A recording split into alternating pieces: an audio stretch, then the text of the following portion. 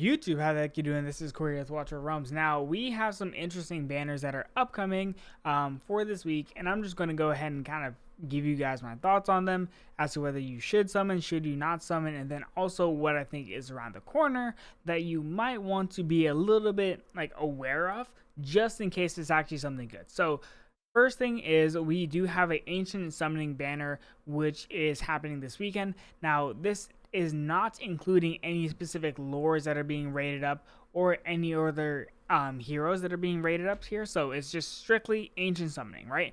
Now for this, I would strongly recommend not going ahead and summoning for this.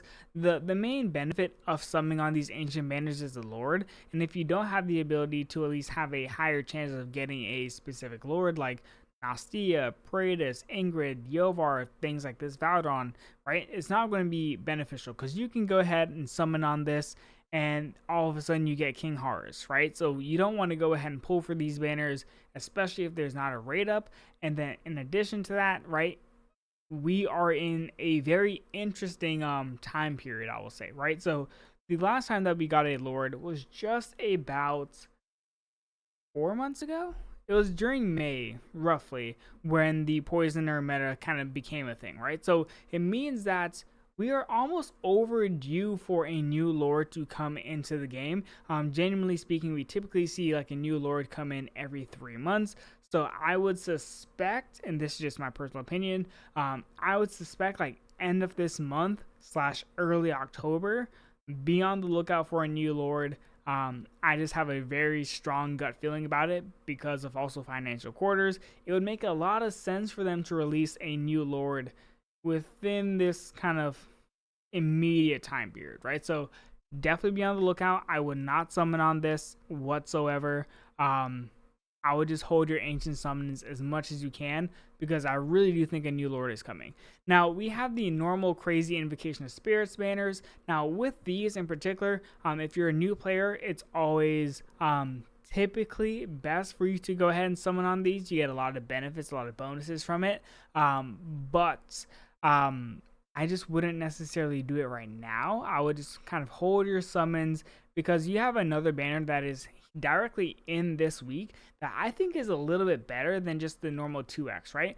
I would also say for divine summons, in my opinion, I feel like it is best to hold your divines moving forward because it seems like Moonton has gradually strayed away from doing the nascent summoning on the rare summoning crystals, and it looks like they're tending to do that more with the divines now, which it sounds a little bit weird, but divines are harder to hit pity for in comparison, at least in my opinion, in comparison to the rare summoning crystals. So I would just hoard your divines as much as you can. I wouldn't go ahead and summon on the 2x for this. I just don't necessarily think it's that worth it. Now we have the other premier banners, which are the raid up banners for this week. Now specifically you have Nerissa and then you have Vorn as the two legendaries, and then you have Ma, Nazim, and then Nisandai as the epics. Now in my opinion, we're just going to go ahead and start with Nerissa first. So Narissa is a absolutely incredibly good healer. Now one of the main things that is in her benefit is one, she has a really good range. Like genuinely her range is the best type of healer range. It's the vortex range. So she is able to go ahead and provide healing to pretty much like the entire team, relatively with no difficulties whatsoever. And then secondly, one of Narissa's benefits is she is the second, I could be wrong now, technically she's the third, but right, she's the second major AoE damage reduction healer in the game.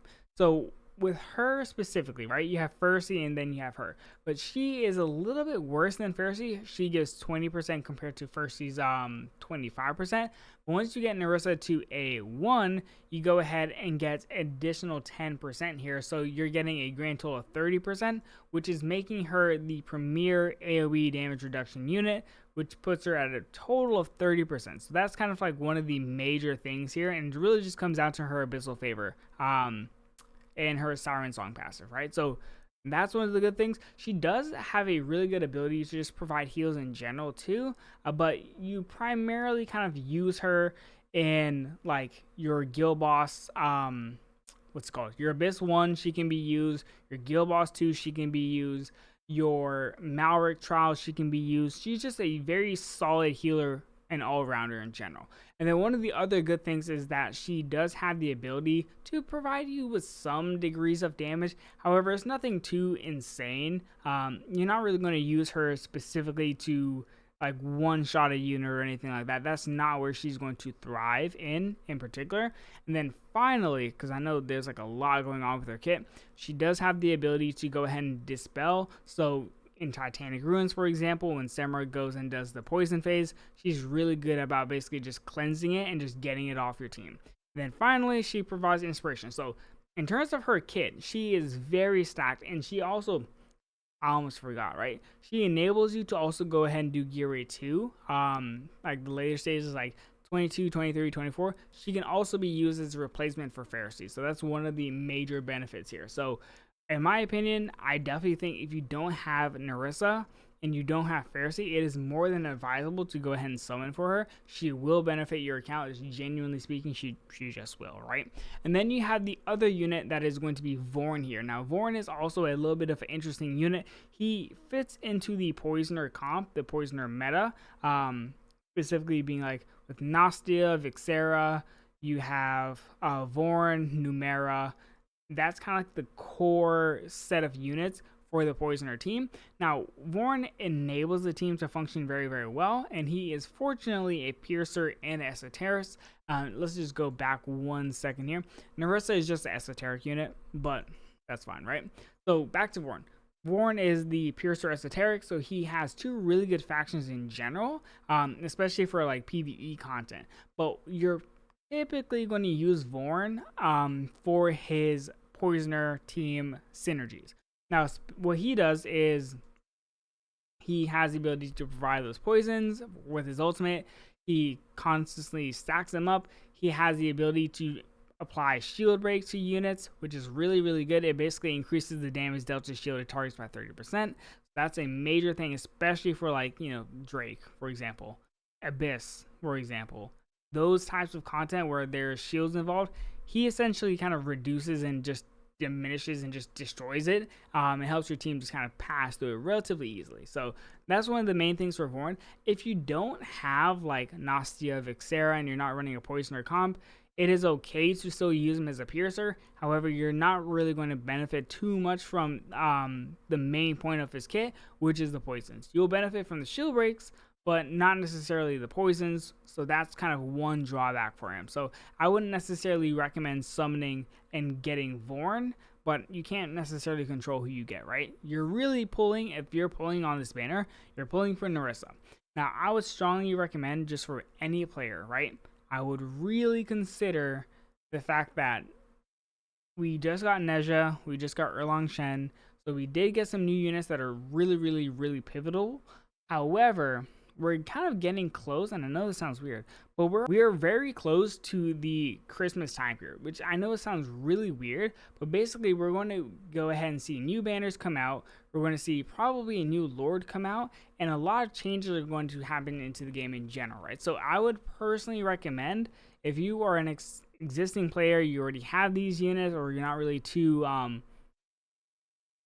like forced to get these units, I wouldn't necessarily pull on this particular weekend. And if you are a new player, right, you have Maw that's on here. You have a couple of other really good units. Nazim provides you really good stuns. Maw is a really, really good control unit. And then Nisandai is also really, really good for her healing and her dispel, especially for like Semra and things like this. So all 3 epics are definitely usable. But once again, right, if you're a new player, I would definitely consider summoning, particularly on this banner. However, I wouldn't necessarily break the bank on summoning for this, because I really anticipate some really good things are probably coming in the very near future. Anyways, see ya.